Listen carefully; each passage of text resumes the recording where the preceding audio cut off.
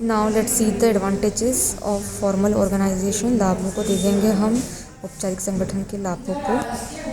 तो औपचारिक संगठन के लाभों में पहला लाभ ये है कि किसी को भी जवाबदारी सौंपी जा सकती है और जिसको भी जवाबदारी सौंपी जाती है उसको जवाबदेह बनाया जा सकता है। मतलब उससे जो है आप पूछ सकते हैं कि अगर कोई काम गड़बड़ हुआ है तो क्यों हुआ है, और उसको जवाब देना होगा क्योंकि वो कार्य किसे दिया गया था, उसी इंसान को दिया गया था जिससे आप जो है अभी पूछताछ कर रहे हैं। यहाँ मैं एक आपको एग्जांपल दूंगी कि किसी भी बिज़नेस में बहुत से डिपार्टमेंट होते हैं। हर डिपार्टमेंट का काम क्या होता है, एक दूसरे के डिपार्टमेंट से रिलेटेड होता है। मतलब अगर एक डिपार्टमेंट काम सही से नहीं करेगा तो उसका अफेक्ट दूसरे डिपार्टमेंट में होगा। ठीक है, फॉर एग्जांपल मैं बताती हूँ आपको। अगर परचेज़ डिपार्टमेंट टाइम पर परचेज़ नहीं करेगा तो कौन से डिपार्टमेंट पे इसका असर होगा? प्रोडक्शन डिपार्टमेंट में, क्योंकि उनका प्रोडक्शन रुक जाएगा और उसके बाद सेलिंग भी क्या हो जाएगी, देर हो जाएगी, डिले हो जाएगी, लेट हो जाएगी। तो यहाँ पे काम किसका अफेक्ट होगा? प्रोडक्शन डिपार्टमेंट का भी काम जो है प्रभावित होगा और साथ में जो है विक्रय जो विभाग है उसका भी काम प्रभावित होगा। तो यहाँ आप देखेंगे तो क्रय विभाग का जो कार्य है अगर वो समय पर नहीं होता है तो इससे जो है विक्रय विभाग एवं उत्पादन विभाग पे भी असर आता है। तो जब भी कोई काम जो है समय पर नहीं हुआ या कोई गड़बड़ हुई तो जो है टॉप मैनेजमेंट या एडमिनिस्ट्रेशन जो है क्या करेगा, पता लगाएगा कि क्यों गड़बड़ हुई है।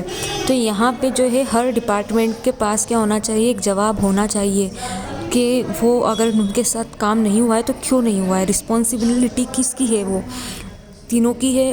परचेज़ डिपार्टमेंट की रिस्पॉन्सिबिलिटी परचेज़ की है तो वो देखेगा कि परचेज़ डिपार्टमेंट ने परचेज़ टाइम पे करा है या नहीं करा है। ऐसे हर डिपार्टमेंट अपना जो है स्पष्टीकरण देगा। तो यहाँ फिक्स रिस्पॉन्सिबिलिटी को फिक्स किया जा सकता है आसानी से। दूसरा एडवांटेज हम देखेंगे कि there is no ambiguity in the role that each member has to play.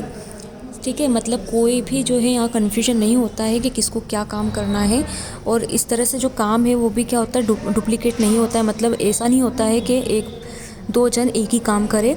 क्यों नहीं होता ऐसा? क्योंकि हम काम को सही तरीके से बांट चुके हैं फॉर्मल ऑर्गेनाइजेशन स्ट्रक्चर के अंदर। काम को क्यों बांटा जा रहा है? इसीलिए बांटा जा रहा है कि कहीं ऐसा ना हो कि 5-5 व्यक्ति एक ही कार्य कर रहे हो। इस तरीके से तो एक कार्य तो पूरा हो जाएगा लेकिन दूसरे काम रह जाएंगे। इसलिए यहाँ पे एक डुप्लीकेशन ऑफ वर्क भी क्या हो जाता है, नहीं होता है। बिकॉज फॉर्मल ऑर्गेनाइजेशन जो है डिवाइड कर देती है एक्टिविटीज़ स्किल्स और क्वालिफिकेशन के हिसाब से। ठीक है, उसके बाद आपका एडवांटेज आप देखेंगे तो यूनिटी ऑफ कमांड यहाँ मेंटेन हो जाती है। यूनिटी ऑफ कमांड मेंटेन कैसे होती है? क्योंकि यहाँ पे ये पद जो है वो जो पोस्ट होती है इंडिविजुअल की, वो पोस्ट भी डिसाइड हो जाती है कि किस पोस्ट पे जो है कितनी क्वालिफिकेशन का बंदा बैठेगा। ठीक है, तो यहाँ पोस्ट जो है डिसाइड होने से पता होता है कि कौन किसका सबॉर्डिनेट रहेगा और कौन किसका सुपीरियर रहेगा। ठीक है, चौथा आप देखेंगे एडवांटेज तो कार्य संचालन की सुनिश्चितता तथा प्रत्येक कर्मचारी द्वारा किए जाने वाले कार्य की उन्हें जानकारी होने से कार्य का संपादन प्रभावपूर्ण तरीके से होता है। ठीक है, मतलब क्या हो रहा है, लास्ट में इफ़िशेंसी बढ़ रही है। ठीक है, इफ़िशेंसी क्यों बढ़ रही है? क्योंकि सबको पता है कि सबका क्या काम है और सबको सारी जानकारी है, सब जवाबदेह है, इसलिए काम जो है सब अच्छे तरीके से करने की कोशिश करते हैं, जिससे क्या होती है, प्रभावपूर्णता और कुशलता में वृद्धि होती है। पांचवा पॉइंट देखिए, इससे संगठन में स्थायित्व आता है। कर्मचारी के व्यवहार को भी आसानी से ज्ञात किया जा सकता है क्योंकि उनके मार्गदर्शन के लिए स्पष्ट नियम होते हैं। मैंने अभी आपको बताया था कि स्पष्ट नियम होते हैं। So they are written rules in the organisation and because of that जो है ऑर्गेनाइजेशन स्ट्रक्चर में स्टेबिलिटी होती है। हर कर्मचारी को पता है कि उसे क्या करना है और क्या नहीं करना है। नियम का पालन उसे करना होता है क्योंकि हर कर्मचारियों को नियमों से पहले ही अवगत करवा दिया जाता है। ठीक है, that means all employees are introduce to the various policies and the rules of the organisation. इसलिए उन्हें पता होता है कि उनके कौन सा व्यवहार उनका मान्य होगा और कौन सा व्यवहार अमान्य होगा। मतलब कौन सा बिहेवियर जो है वैलिड है उनके लिए संस्था में और which behaviour is not acceptable in the institution. देखिए, अब हमने औपचारिक और जो फॉर्मल ऑर्गेनाइजेशन देख ली, उसके जो है लाभ और हानि, लाभ हम उसके देख चुके हैं। अब हम उसकी हानियाँ देखेंगे, उसके हम अब जो है डिसएडवांटेजेस देखेंगे। चलिए डिसएडवांटेजेस देखते हैं, हानियाँ देखते हैं औपचारिक संगठन की, फॉर्मल ऑर्गेनाइजेशन की। सो जो पहली हानि है वो ये है कि औपचारिक संगठन में जो आदेश की श्रृंखला का पालन करना पड़ता है। मतलब जो आदेश जो किसी भी इंडिविजुअल को या नीचे वाले सबॉर्डिनेट को दिया जाता है, सबॉर्डिनेट को उस आदेश का, उस निर्णय का पालन करना होता है। और कई बार जो है जो कार्य बहुत आसानी से हो जाते हैं, वो कार्य आदेश का पालन करने के कारण उसमें देरी हो जाती है, विलम्ब हो जाते हैं। ठीक है, अब मैं आपको यहाँ पे एक और चीज़ बताना चाहूँगी। जो श्रृंखला होती है, आदेश की श्रृंखला, उसी प्रकार जो है आदेश की श्रृंखला का मैं एक एग्जांपल देती हूँ आपको। स्केलर चेन आपने देखा था, स्केलर चेन जो सोपान श्रृंखला है वो देखी आपने। तो अगर वहाँ पे टॉप मैनेजमेंट को जो है नीचे लोअर मैनेजमेंट में, ठीक है, निम्न स्तर पे जाके अगर कोई कार्य करने का आदेश देना है, तो टॉप लेवल मैनेजमेंट जो है वो पहले किसको आदेश देगा? वो मिडिल लेवल मैनेजमेंट को आदेश देगा। फिर मिडिल लेवल मैनेजमेंट जो है लोअर लेवल मैनेजमेंट को आदेश देगा। ठीक है, तो यहाँ क्या हुआ?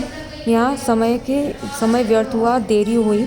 अगर टॉप लेवल मैनेजमेंट डायरेक्ट जो है लोअर लेवल मैनेजमेंट को आदेश दे देता, तो उससे ये जो देरी थी वो देरी नहीं होती। तो कई बार इस ऐसे केसेस में क्या होता है? विलम्ब हो जाता है। दूसरा हम देखेंगे, उसका दूसरी हानि देखेंगे तो वो ये है कि जो प्रतिभा होती है, जो क्रिएटिविटी होती है लोगों के अंदर, कुछ नया करने की रचनात्मकता जो होती है, वो जो है दब जाती है औपचारिक संगठन में। कैसे दब जाती है? क्योंकि हर संगठन में, मतलब हर बिजनेस में क्या होती है? कुछ नीतियाँ बनाई जाती हैं, कुछ नियम बनाए जाते हैं, जिनका पालन हर व्यक्ति को जो उस संगठन, उस संस्था में कार्य कर रहा है, उसको करना होता है। ठीक है, अब मैं आपको एग्जांपल देती हूँ। मान लीजिए विज्ञापन नीति, ठीक है, एडवर्टाइजमेंट पॉलिसी। तो मान लीजिए कि कोई बिज़नेस जो है 10 सालों से एडवर्टाइजमेंट कर रहा है। कैसे कर रहा है? सेल्स प्रमोशन के थ्रू। ठीक है, मतलब घर घर जाके वो पर्सनली क्या करता है?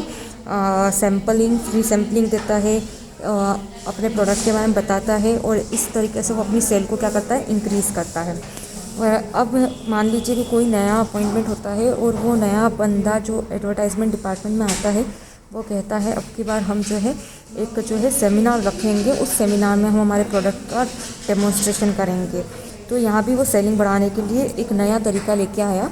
बट उसके ऊपर वाले जो सुपीरियर होते हैं, ठीक है, उसके जो टॉप लेवल मैनेजमेंट होता है, वो मना कर देता है। बोले नहीं, 10 सालों से हम यही नीति अपना रहे हैं, हम यही पॉलिसी अपना रहे हैं सेल्स प्रमोशन की, तो हम कोई नई पॉलिसी नहीं अपनाएंगे।